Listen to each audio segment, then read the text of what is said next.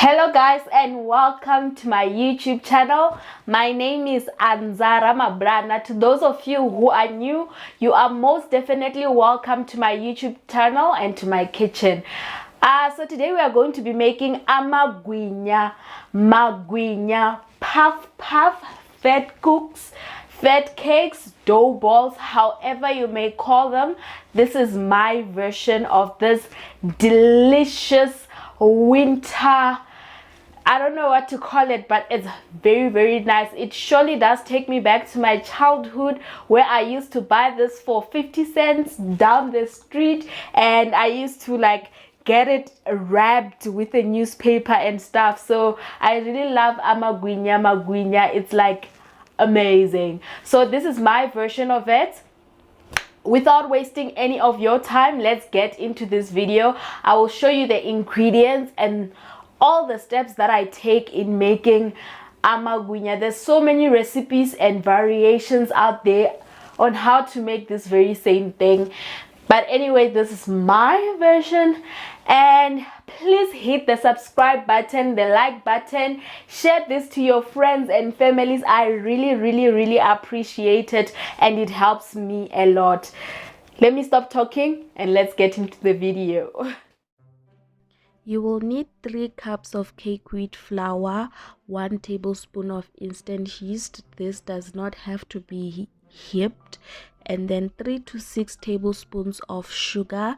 I suggest you add the full 6 tablespoons of sugar. You'll get a better balance with your yeast.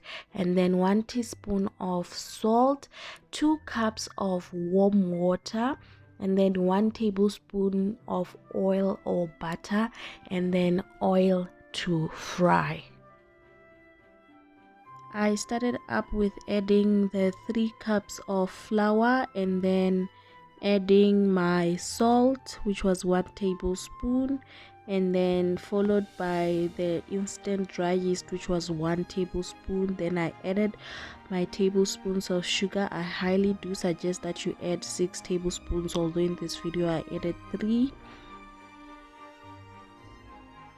And then I added 1 tablespoon of canola oil. You can also use butter or any other oil.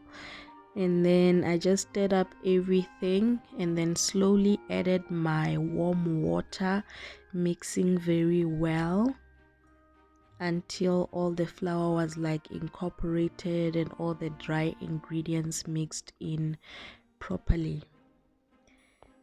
And then what you want to do is like just give everything a very good mix. It's very important that you don't have any pockets of yeast in your flour, so you really need to mix very well.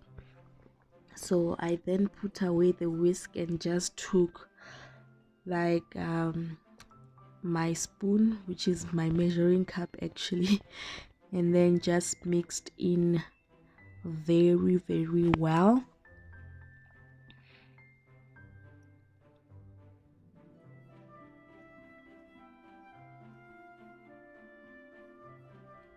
And then still I was not satisfied with the mixing that I had done, and then I decided to go in with my hand. I know, and then in my home language kosuka flour,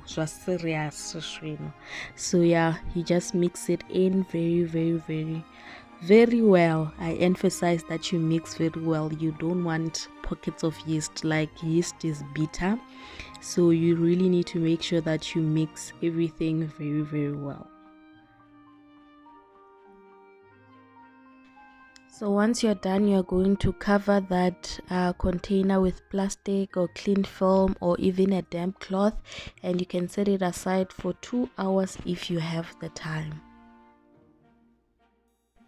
If you want to save on your time, you can just fill a sink with warm water, and then that's where you're going to place your container.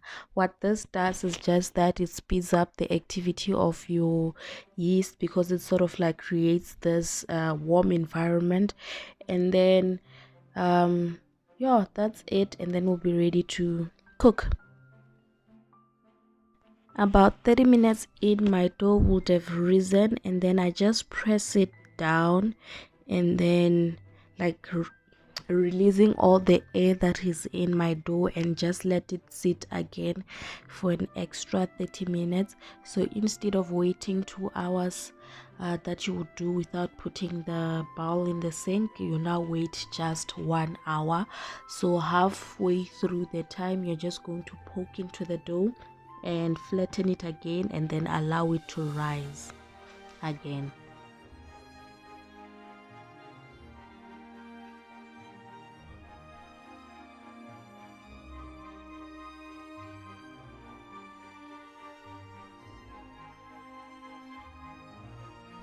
Ideally, after an hour, your flour would have risen about 2 to 3 times more, and then you're just going to flatten it again by removing all the air pockets. So with a spatula or spoon, you just press it down gently, and then we are going to be ready to fry our amagwinya.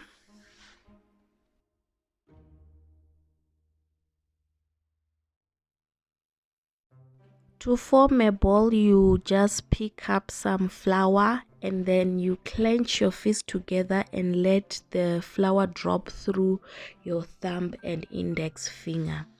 So in preheated oil, you just like keep dropping them, and yeah, and then you just fry them until they are golden brown, like those ones that are fried in the first batch already.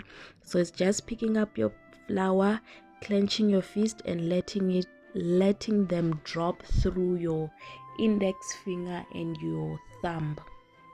So that's how you will get like a very nice ball shape. So when you clench the fist harder, it just helps you cut off those things that are like protruding on the outside, like on the other fed cook on the side. What am I saying? Anyway, you just fry until they are golden brown, and then to drain the oil, you will have to remove them and put them on some paper towel, and then they will be ready to enjoy with anything, with some good old acha, with mince, with polony. Yeah. So this is what they are looking like when they are done. I was still making the last batch. This gave me a total of 13 to 15 magwinya. So we are done, my lovely family. So this is how I make magwinya. As you can see, it was very simple and straight to the point.